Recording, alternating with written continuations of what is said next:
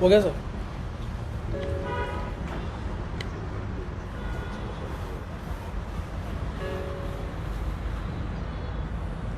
सभी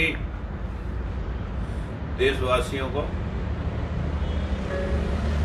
जो इस देश के संविधान निर्माता के भावों में, विचारों में, उनके लिखे हुए संविधान में आस्था रखते हैं, मैं उन सभी विभूतियों को नमस्कार करता हूं, प्रणाम करता हूं कि आज बाबा साहब की पुण्यतिथि है। वो सब लोग बाबा साहब को जरूर याद कर रहे होंगे, जो बाबा साहब की विचारधारा से वास्ता रखते हैं। मित्रों, बाबा साहब ने इस देश की तरक्की के लिए, इस देश के विकास के लिए, इस देश के निर्माण के लिए आज बाबा साहब का जो पुण्यतिथि का पूरा देश कैंडल जगा करके जो आज प्रकाश उत्सव के रूप में बाबा साहब के नाम की ज्योति जगा रहा है। मैं बाबा साहब की उस विचारधारा से ओतप्रोत हूँ जो उन्होंने समान रूप से इस देश को आगे बढ़ाने के लिए प्रयास किया। जिस प्रकार से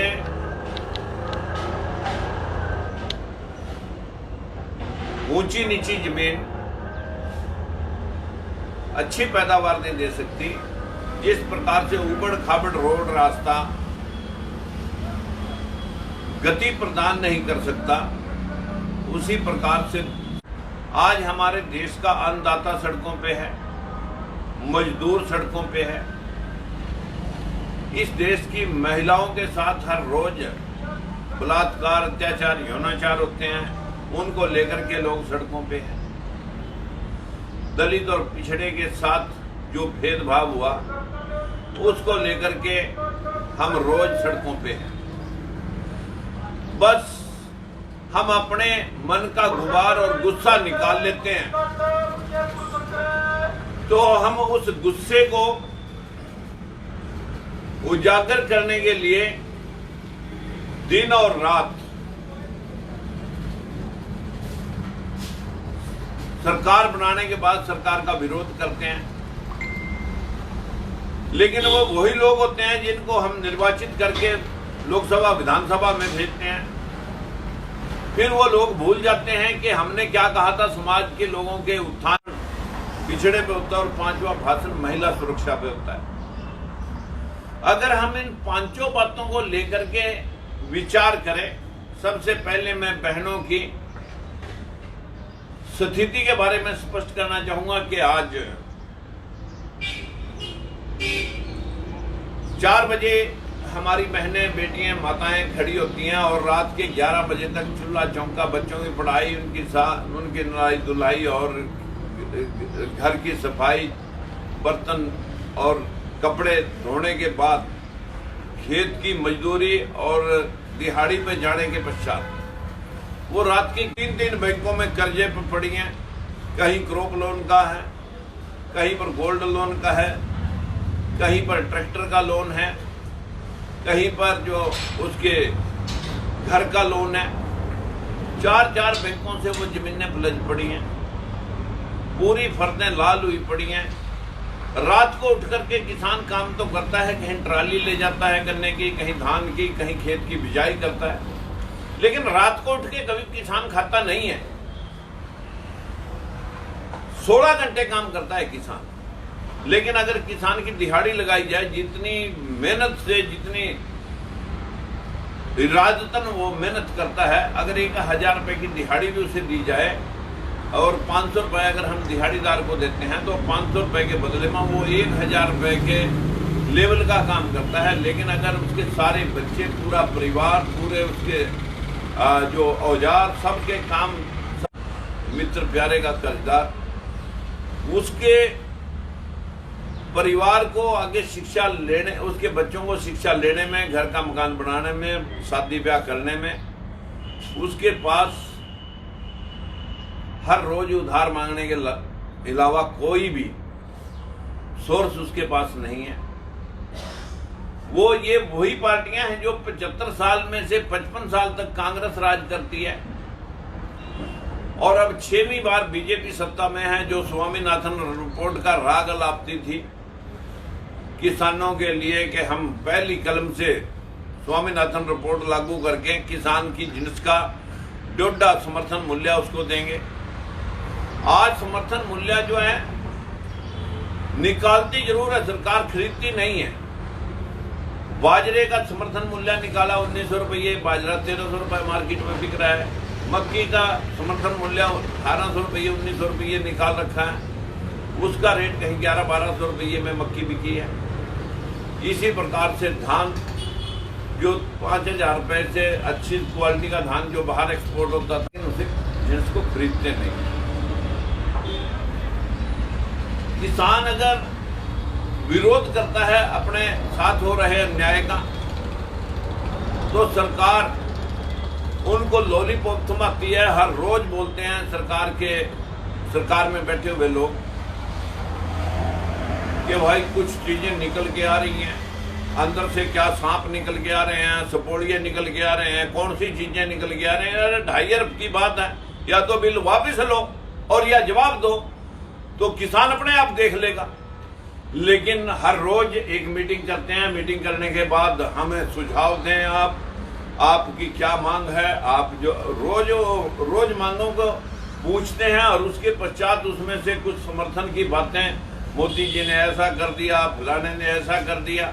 ये भी करने वाले हैं ये लोग कि जब ये देखेंगे कि 9 तारीख दी है, कुछ किसान अपने घर बाहर का पता लेने के लिए कुछ 2 दिन के चले जाएंगे, भाई 9 तारीख को आएंगे। कहीं इसके बीच में ये डंडा परेड ना करते, लाठी चार्ज भी करा सकते हैं स्ट्रेंथ को कम को देख करके। जिस प्रकार से रामदेव के साथ जो है रामलीला ग्राउंड में हुआ था, ये इस प्रकार की सरकार की जो हथकंडे हैं, सरकार हर हथकंडा अपनाने के लिए तैयार बैठी है। मित्रों, मेरे किसान भाइयों, आप ऑर्गेनाइज हैं, हम मानते हैं, लेकिन सरकार के हथकंडे हमारे खिलाफ आए दिन नौटंकी के माध्यम से हमें बहलाया फुसलाया और समझाया जा रहा है। लेकिन उस विषय में कि अगर ये बिल वापस ले लें तो हमें लगता है कि किसानों को सर्दी में बैठने की जरूरत नहीं है सड़कों पे। बाबा साहब ने संविधान के अंदर पूर्णतः ये बात लिखी है कि हर किसी को अपना विरोध करने की, अपनी बात कहने का पूर्ण हक है। लेकिन सरकार अगर उसकी बात सुनने से बहरी या गूंगी हो जाए तो तब ही प्रोटेस्ट होते हैं। मैं आज बाबा साहब के बनाए इस संविधान के ऊपर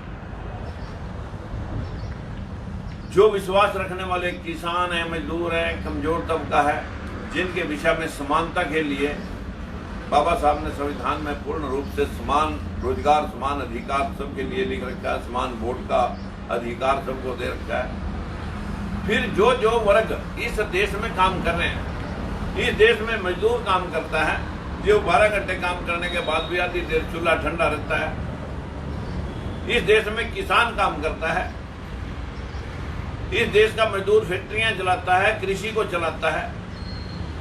इस देश का किसान और मजदूर कौन है? ये दलित और पिछड़ा ही किसान और मजदूर है।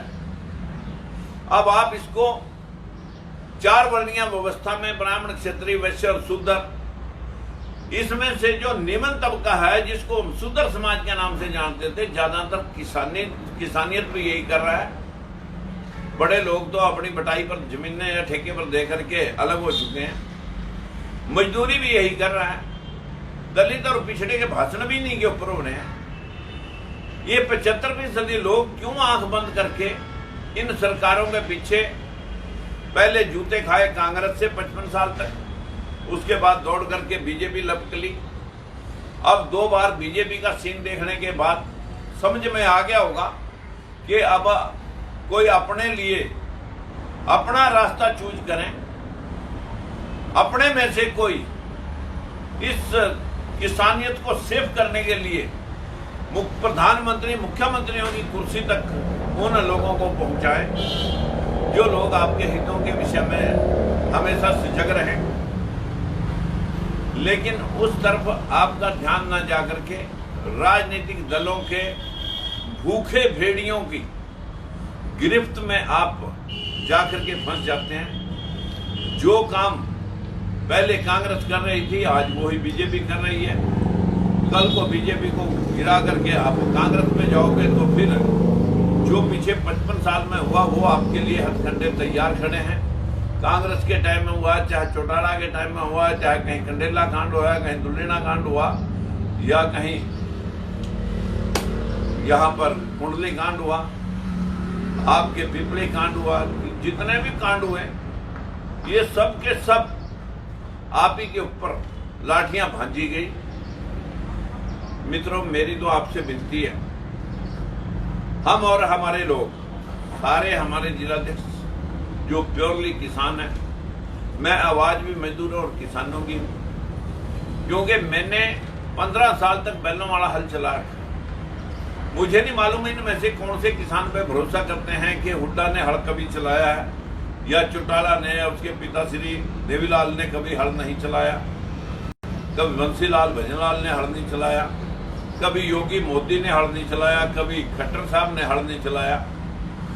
जिन लोगों ने कभी खेत खलिहान के बारे में कोई जानकारी ही नहीं, मंदिरों में खिचड़ी खा करके और लोग जाके राजनीति में ऊपर भाषण देते देते लोगों को, किसानों के भाषण दिए, बेरोजगारों पे भाषण दिए। आज पूरे देश की जीडीपी 2.5% से भी नीचे गिर चुकी है।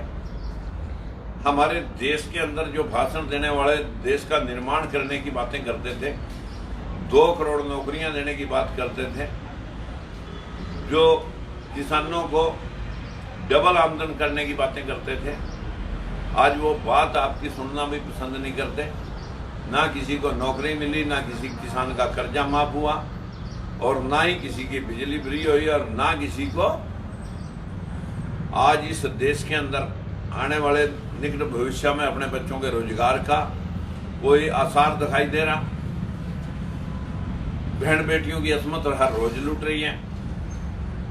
बस मैं बाबा साहब को याद करते हुए आपसे भी विनती करता हूं कि संविधान में विश्वास रखते हुए अपने में से जो आज वोट की वैल्यू है, जब वोट आपकी है, किसान भाइयों की है, मजदूरों की है, 75% वोट के माल को आप भीख कब तक मांगोगे? आप अपनी सत्ता में पहुंच करके इस किसानियत को, इस मजदूरी को, जिस प्रकार से दूसरे देशों के अंदर काम करने वाले को पैसा मिलता है, कुर्सी तोड़ने वाले को उससे कम मिलते हैं, इस देश में कुर्सियां तोड़ने वाले लोग जो है ना, लोगों की खलड़ी उतार रहे हैं, उनके तन से कपड़े चुरा रहे हैं।